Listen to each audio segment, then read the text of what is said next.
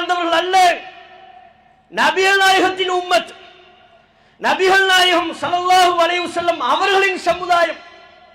மலை போல் நன்மை என்றால் மலை போல் தொழுகையை கொண்டு வருவார், நோன்புகளை கொண்டு வருவார், ஜக்காத்துகளை, தான தர்மங்களை, விக்ருகளை, தஸ்பீகளை, அவர் ஓதிய எண்ணற்ற குர்ஆன் ஓதுதல்களை, அனைத்து நன்மைகளும் வரும். மலை போல் நன்மை. நபிகள் நாயகம் ஸல்லல்லாஹு அலைஹி வஸல்லம் அவர்கள் அதற்கு பிறகுதான் அந்த எச்சரிக்கையை நமக்கு வழங்குகிறார்கள். அல்லாஹ்விடத்தில் அத்தகைய நன்மைகளை கொண்டு வருவார். ஆனால் ஃபயஜஅலுஹுல்லாஹு ஹபாஅம் மன்சூரா, அல்லாஹ் அவற்றை காற்றில் பறக்கக்கூடிய புழுதியாக ஊதி தள்ளி விடுவான், ஒன்றும் இல்லாமல் ஆக்கிடுவான். மலை போல் தொழுகை அல்லாஹ் ஃபூ என்று ஊதி தள்ளி விடுவான். மலை போல் நோன்பு அல்லாஹ் ஒன்றும் இல்லாமல் காற்றில் பறக்கக்கூடிய புழுதியாக ஆக்கி விடுவான். நபிகள் நாயகம் ஸல்லல்லாஹு அலைஹி வஸல்லம் அவர்கள் இந்த எச்சரிக்கையை வழங்குகின்ற பொழுது இந்த செய்தியை கேட்கின்ற சஹாபாக்கள் உள்ளம் பதைபதைக்கிறார்கள். நமக்கு எப்படி அச்சத்தை உண்டாக்குகிறதோ அதை விட பன்மடங்கு அதிகமான அச்சத்தை நபித்தோழர்கள் பெற்றார்கள். நபிகள் நாயகத்திடம் வெளிப்படுத்தினார்கள். அப்படியா? காபு வ ஹஸிரு, அல்லாஹ்வின் தூதரே, அப்படி என்றால் அவர்கள் நஷ்டமடைந்து விட்டார்கள். அதைவிட பெரும் நஷ்டம் வேறு ஒன்றும் இல்லை. ஏன்?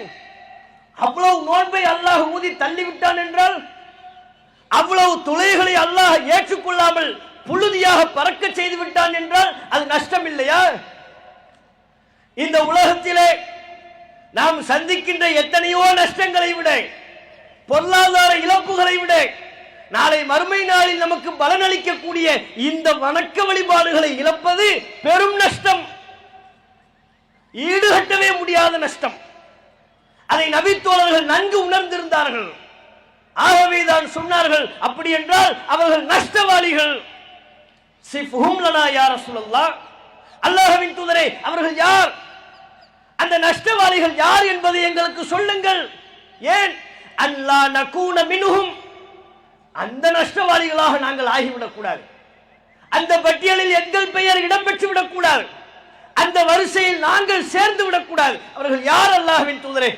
அந்த கை செய்தவான்கள் யார்? அந்த இழப்புக்குரியவர்கள் யார்? எங்களுக்கு தெளிவுபடுத்துங்கள் என்று நபிகள் நாயகம் ஸல்லல்லாஹு அலைஹி வஸல்லம் அவர்களிடம் நபித்தோழர்கள் கேட்டார்கள்.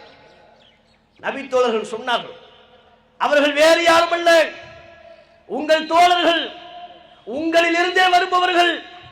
நபிகள் நாயகம் மீண்டும் தன்னுடைய உம்மத்து தான் என்பதை நிலைநாட்டுகிறார்கள். வேறு சமூகத்தை சார்ந்தவர்கள் அல்ல, உங்கள் சமூகத்தை, எனது உம்மத்தை சார்ந்தவர்கள், உங்கள் சகோதரர்கள்.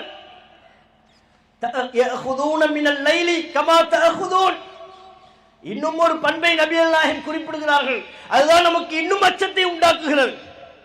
நீங்கள் எப்படி இரவு நேரங்களில் வழிபாடு செய்தீர்களோ அதுபோல் அவர்களும் இரவு நேரங்களில் வழிபாடு செய்திருப்பார்கள்.